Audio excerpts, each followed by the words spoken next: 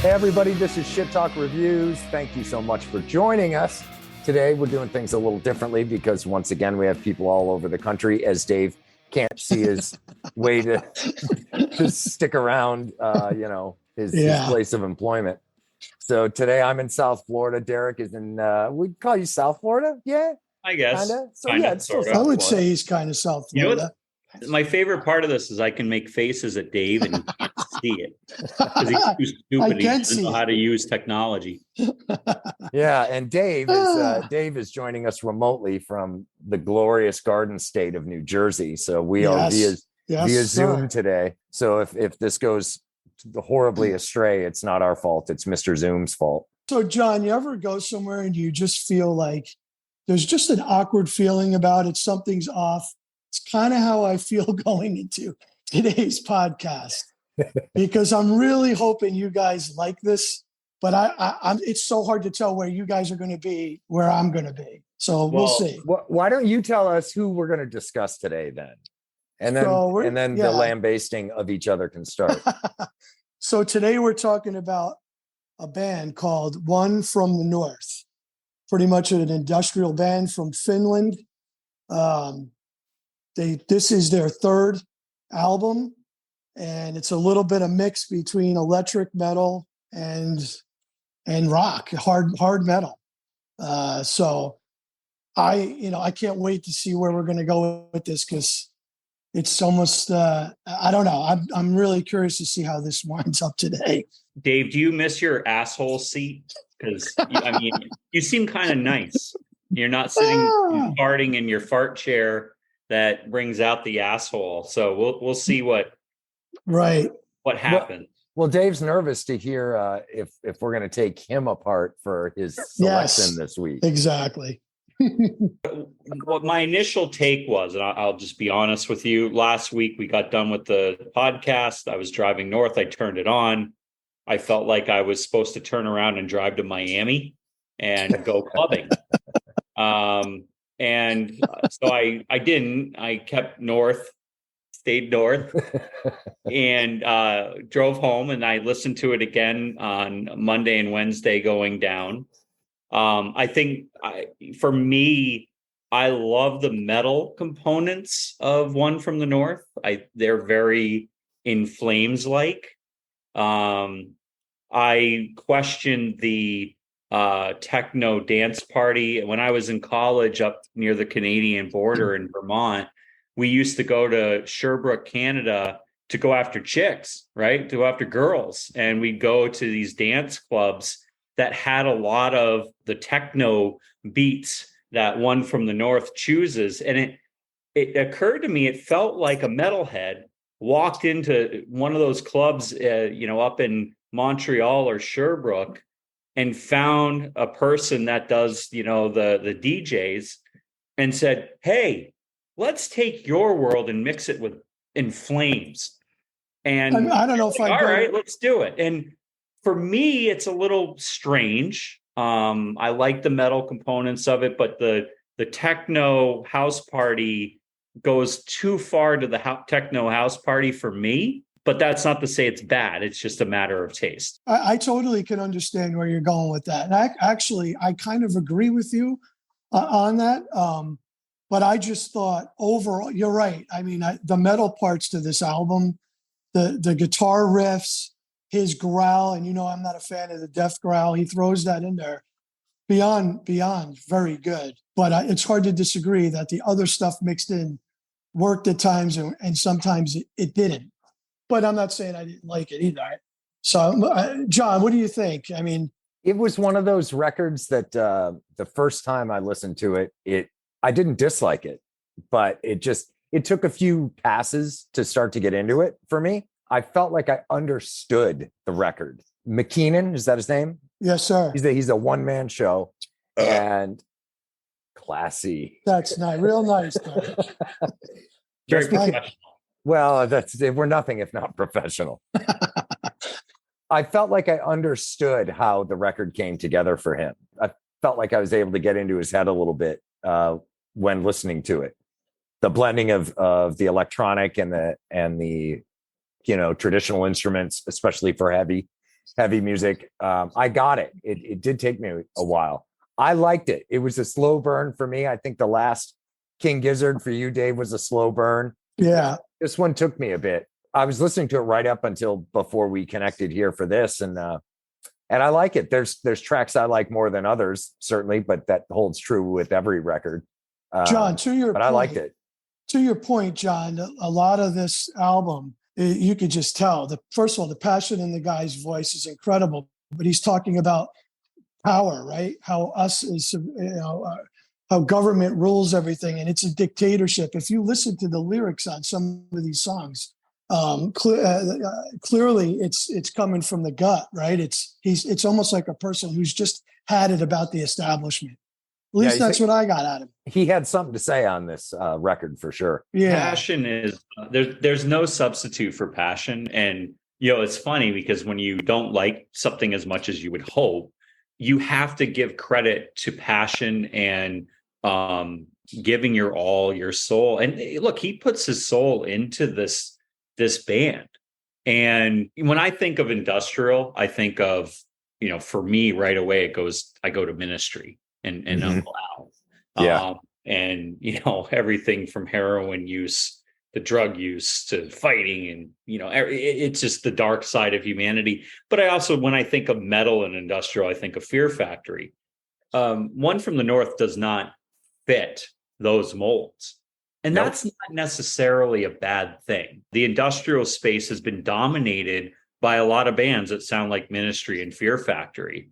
The fact of the matter is that I respect that he took a crack at breaking that mold. I just choose to not enjoy the techno part of it, but it certainly is a worthwhile endeavor to try to expand the limits of what industrial is. It had a very Euro feel to me, big, epic.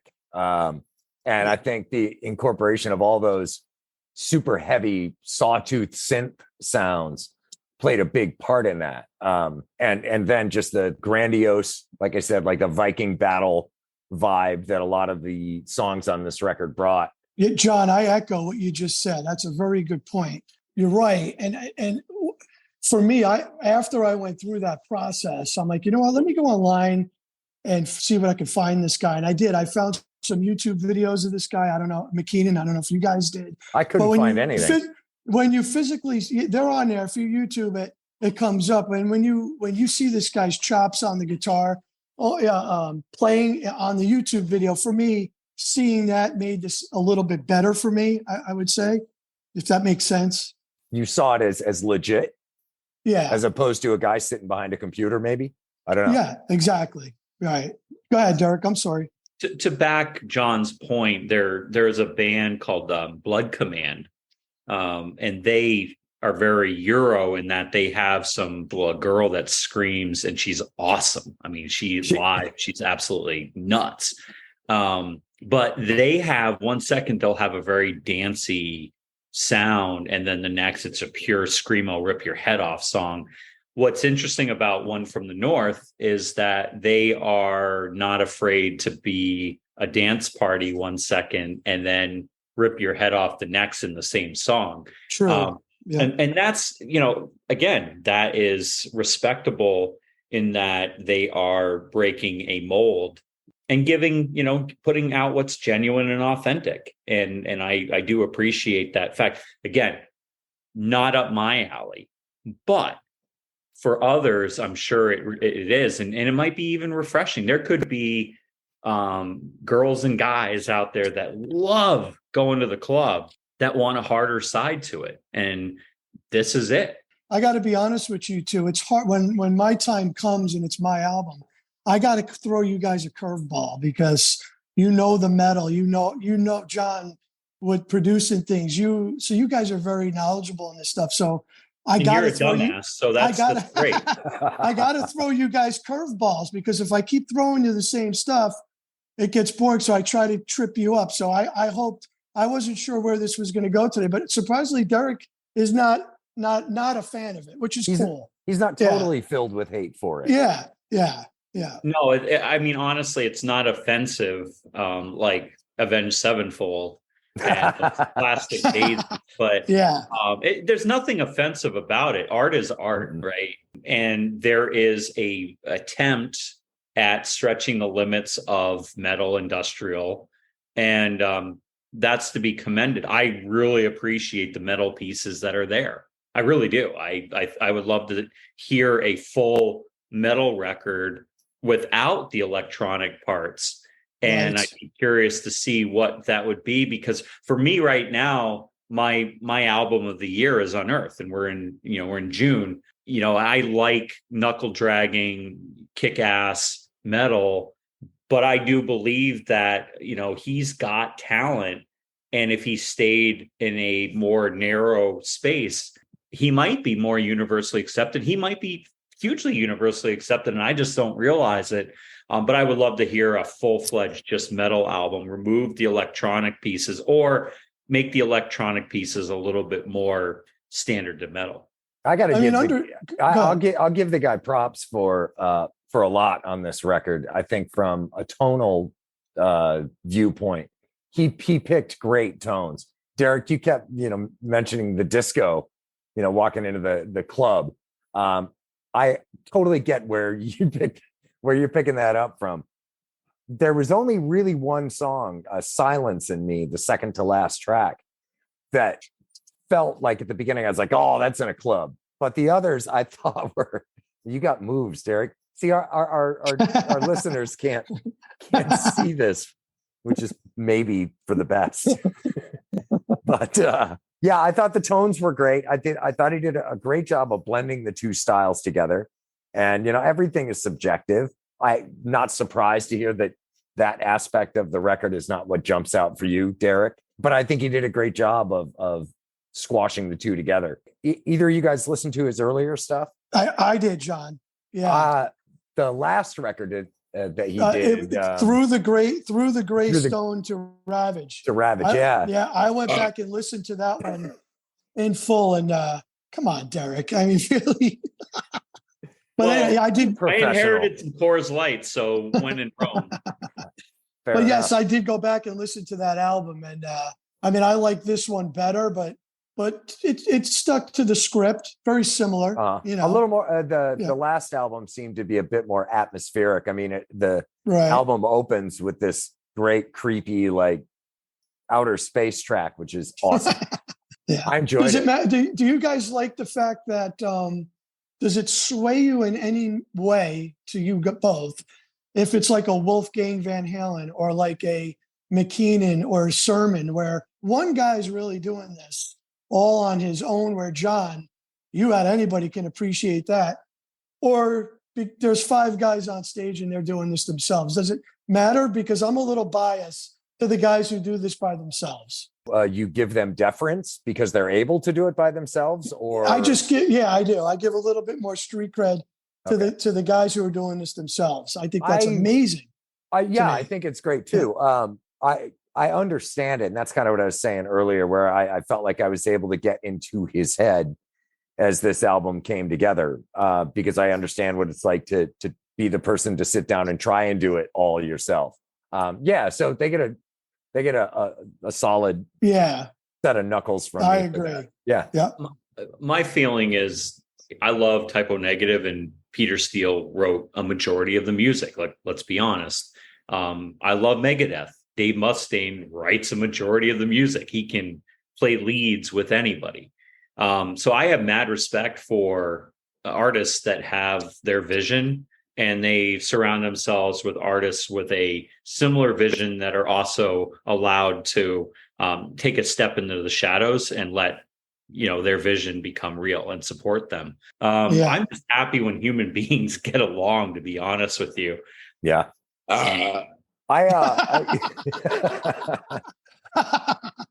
This is the last time we record a session with Derek drunk. I mean, come on, Derek. That's the thing. It's Coors Light. It's like beer. Coors Light is like it's beer flavored water with bubbles. Whatever, man. Sorry, that's what you got stuck with. But Coors, if you want to be a sponsor of Shit Talk Reviews, we will go to the Rock and sign a contract. Listen, one step at a time. We're waiting on country time right now. Then we'll move on. I'll take any sponsorship dollars. Thank you again to Tip Top Tire, White River Junction, Vermont, for sponsoring last week's episode. What was wrong with that guy that did that recording? I don't know. I've heard some disturbing things about him. Hey, John, real quick. Not like, why does he call us hoity-toity turds? Yeah. Yep. Hey, John, real quick, before we score this, can we just maybe go around the room? I'm just curious, just what your favorite song was on the track, on the album. I had two standouts. The second track, I think it's Menial. Mhm. Apologies to all artists for butchering the pronunciations of their work. But yeah, the second track, Menial and Blood Covered Pigeon, I thought was awesome. Yeah. Big fan of that. Love how it started out with that like march, that triplet feel. He did some cool stuff with the time signatures in there, added a couple extra beats in the choruses. He even had a great death effect. growl. He even had a death growl in that song. You know, you ask about a single person playing, doing everything. The one bummer is automatically the chances of them touring is lessened. Right. Not a whole lot of single artists, I think, can really successfully tour as well. I've seen it. Cloud Kicker. I got to see Cloud Kicker play years ago, and he's a one-man show. Managed to get the entire band, Intronaut, all the members served as his backing band, and they pulled it off incredibly. It was great. I'd love to see what these guys, One from the North, can do with a bunch of Bloody players. Hammers. Bloody Yeah. Another band. It's a husband-wife duo. They're dark as shit. Dave, you might like them because they're very typo-ish. Yeah. And they have some synth, but they have some riffs.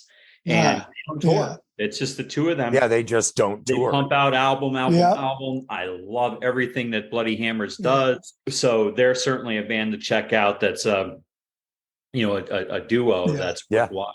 Yeah. Derek, what was your favorites, Derek? What'd you like? Menial, Blood Club, Covered Pigeon. I love Church Burner. And it was funny because I actually had to go to the post office at lunch and I had it on and I was banging it. Nice. But the problem for me was I literally was being taken back to Sherbrooke and Montreal in between some good gore. And I want my gore. I want to headbang my fucking nuts off and not be raising the roof, yo. It's funny you bring that song up, Derek, because there's a video for that song on YouTube for Church Burner.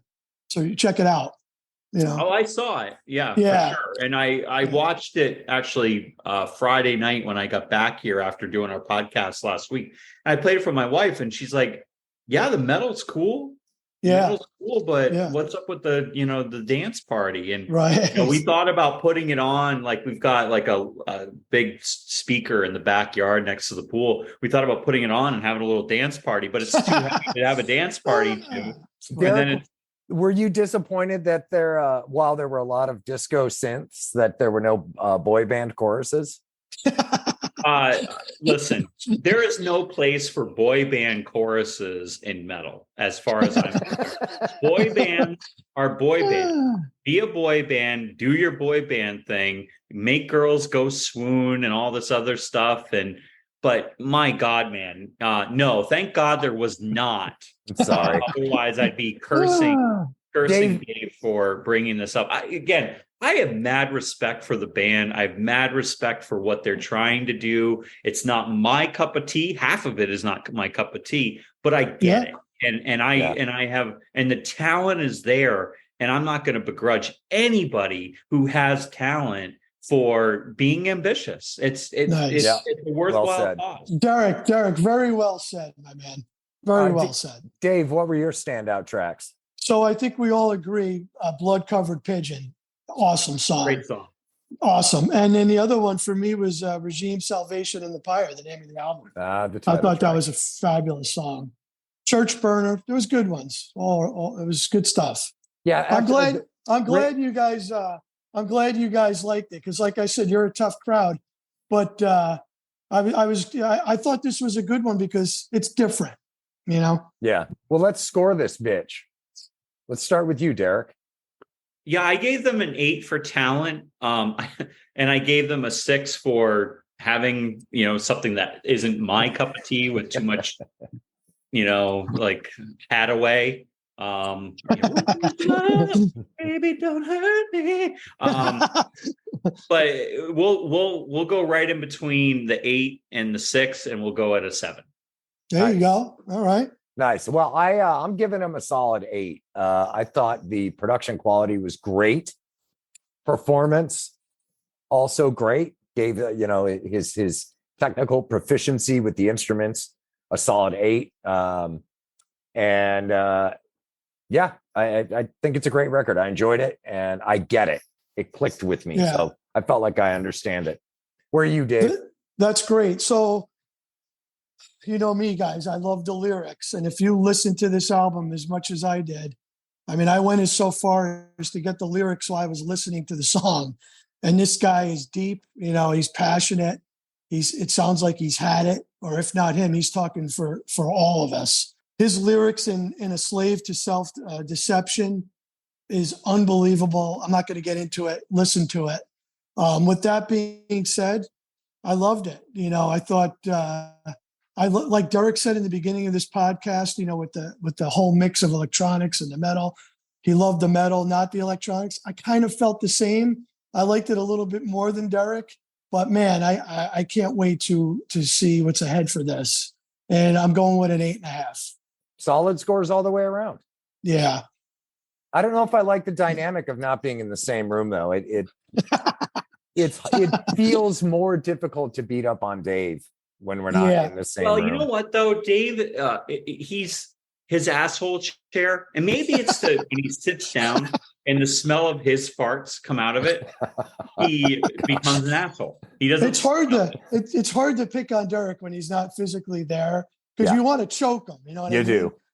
Well, that's all right. I want to take you and hang you by your underpants and then beat you with the beating stick. So it's all good. Listen, I'm happy you guys liked it.